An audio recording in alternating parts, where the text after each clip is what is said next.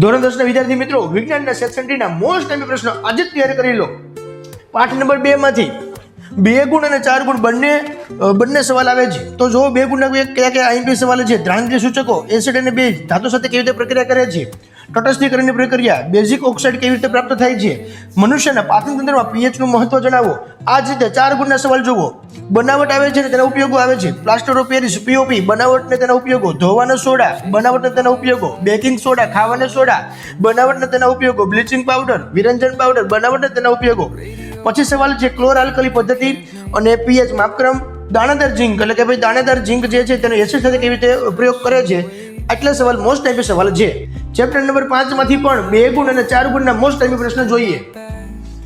પાચનતંત્ર, શ્વસનતંત્ર અને ઉત્સર્જન તંત્ર એટલે કે મનુષ્યનું પાચનતંત્ર આકૃતિ સમજાવવું, ઉત્સર્જન તંત્ર, મૂત્રાપિંડ નલિકાની રચના, કાર્ય પદ્ધતિ, મનુષ્યનું શ્વસન તંત્ર. તે જ રીતે મનુષ્યના હૃદયની આકૃતિ અને કાર્ય પદ્ધતિ, ધમની અને શિરા વચ્ચેનો તફાવત, રુધિર કેશિકા અને લસિકા, ગ્લુકોઝના અણુનું વિઘટન સમીકરણ સહિત સમજાવો, જારક અને અજારક શ્વસનનો તફાવત આપો. તે જ રીતે સ્વયંપોષી પોષણ, વિષમપોષી પોષણ આ બંનેનો તફાવત એટલે કે સ્વયંપોષી વિષમપોષીનો તફાવત જણાવો. અમીબા અને પેરામિશિયમમાં પોષણ પ્રક્રિયા જણાવો. પર્ણરંધ્રની આકૃતિ અને તેની સમજૂતી આપો. તે જ રીતે જલવાહક અને અન્નવાહક પેશીઓ વચ્ચેનો તફાવત આપો. વનસ્પતિમાં બાષ્પોત્સર્જનની પ્રક્રિયા સમજાવો. તો વિદ્યાર્થી મિત્રો, આટલા સવાલ મોસ્ટ આઈએમપી છે તે આજે જ પાકા કરજો અને તમારા મિત્રોને શેર કરો.